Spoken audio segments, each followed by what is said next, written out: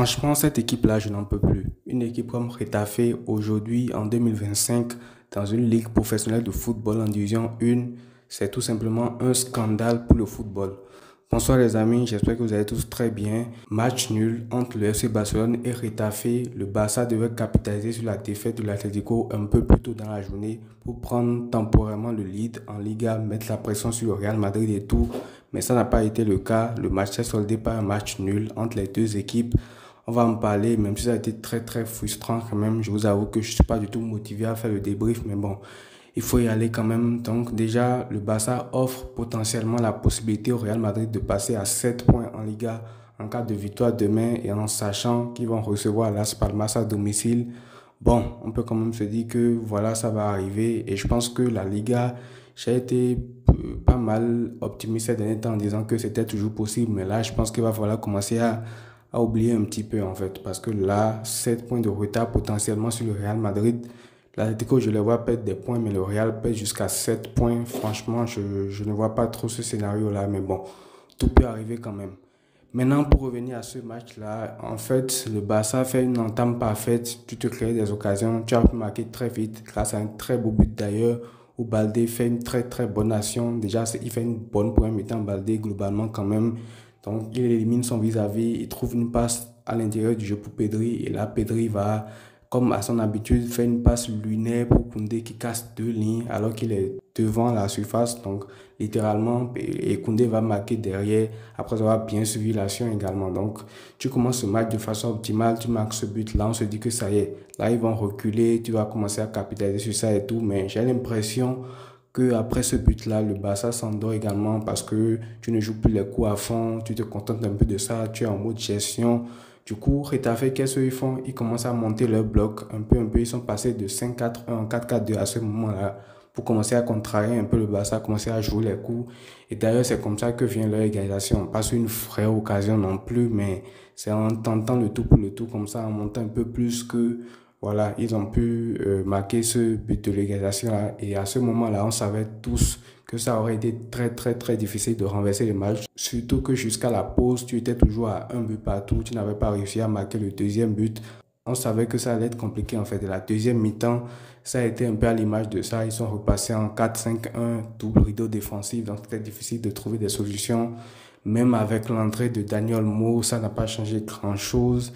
Le Barça a essayé, ils ont fait ce qu'ils pouvaient et tout, mais bon, c'est pas passé. Et il y a quelques joueurs qui n'ont pas vraiment été au niveau aujourd'hui. Lewandowski, dans les déviations et tout, c'est pas facile face à une défense de Retafe qui sont en train de donner des coups et tout, mais bon. Lewandowski, j'ai pas été trop fan. Rafinha, lui, il a raté deux occasions très franches. La première en première mi-temps où il aurait pu mettre le 2-0 juste avant justement le 1 partout pour Retafe. Tu marques ce but-là à 2-0. Je pense que voilà, tu commences à être intouchable dans le match. Et à 1-1 aussi en deuxième mi-temps, il rate également une occasion sur une passe de Lamine Yamal qui vient vers lui et tout. Donc, Rafinha aussi, bon, dans l'activité, il était là, mais dans la finition, là, on avait le plus besoin de lui pour faire basculer ce match-là. Il n'a pas été présent aujourd'hui. Sinon, Koundé, toujours grand match de sa part, offensivement, défensivement. C'est lui qui marque ce but-là. Il commence à marquer de plus en plus. C'est son troisième but de la saison, si je ne me trompe pas. Donc voilà. Il progresse de plus en plus. Lamine Yamal aussi a fait son match. Mais moi, franchement, ce qui me dérange le plus, c'est cette équipe de Retafe là. Je veux parler et de Retafe et de l'arbitrage aussi parce que là, ça commence à en faire beaucoup quand même. Déjà, la finale contre le Real Madrid, il y a plein de faits de jeu qui vont contre nous. Même quand on le gagne, il y a beaucoup de faits de jeu concernant l'arbitrage. Le match cette semaine en Coupe du Roi contre le Betis Séville, j'ai l'impression qu'il y a beaucoup de choses qui vont également contre nous. Bref, il faut forcément que nous on se saigne pour marquer un but qui est vraiment valable avant qu'on ne l'accorde. On a même marqué un but. Il y a eu un hors-jeu qui est remonté à 1000 ans avant d'être trouvé et tout. Et aujourd'hui, encore une fois, tu joues contre Retafe. L'arbitre sait, tout le monde sait en Liga que cette équipe-là, c'est une équipe d'assassins. C'est une équipe qui va tout le temps te provoquer. C'est une équipe qui sera en train de jouer les coups. Et malgré ça, l'arbitre les protège en fait.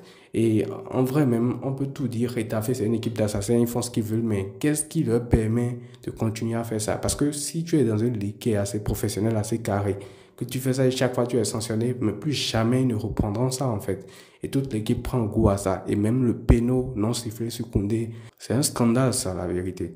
Parce que ce soir, tu ne gagnes pas, on va dire qu'on pleure sur l'arbitrage et tout, mais même les dernières fois où tu gagnes, il y a toujours ces problèmes-là, en fait. Donc, à un moment donné, il va falloir trouver une solution. Et Retafe, il y a un de leurs joueurs qui rentre en fin de match, qui provoque, Balde lui donne juste une tape sur la joue, il tombe, il se roule par terre et tout. Même Kales Alenia aussi, ce qu'il est devenu à Retafe là-bas. Franchement, 2 fois sur Balde en premier temps, il fait des simulations monstrueuses et tu sais même pas comment les trucs se passent en fait. Jenny, par exemple, le capitaine de Retafe, il prend un carton jaune à la fin du match avec tout ce qu'il a fait depuis le début du match jusqu'à la fin. Et après, forcément, tu encourages cette équipe de Retafe là à perdre du temps, à se rouler par terre. Et ça leur convient parfaitement en fait. Et même à un moment donné, on est tombé dans le piège parce que je ne sais plus trop comment il s'appelle, mais le joueur de Retafe qui est venu, qui a fait prendre 2 cartons à des joueurs du Barça, continue à provoquer et tout. Bordalos aussi enflamme le bord du terrain parce qu'il sait que tout ça, ça les arrange en fait. Donc franchement, moi, cette équipe-là, j'en peux plus. Ça fait 4 ans ou 5 ans maintenant qu'on n'a plus gagné chez eux, à l'extérieur là-bas.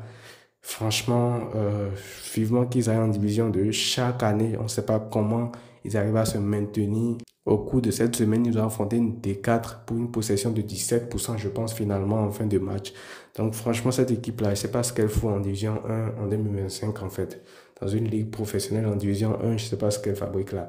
Donc, bref, voilà, c'est un peu ça qui, moi, me travaille un petit peu. Et en plus de l'arbitrage aussi, qui, franchement, de plus en plus, ça devient compliqué, en fait. Parce que à 1000%, il y a Peno sur Koundé. Le défenseur de Retafe ne joue pas du tout l'action, il le ceinture, il le prend carrément avec ses mains, ça c'est clair en fait. Et même si l'arbitre ne le voit pas, même le VAR n'intervient pas à ce sujet-là. Mais quand c'est pour aller retracer des hors-jeux du Barça qui remontent à Milan, là ouais, la VAR fonctionne.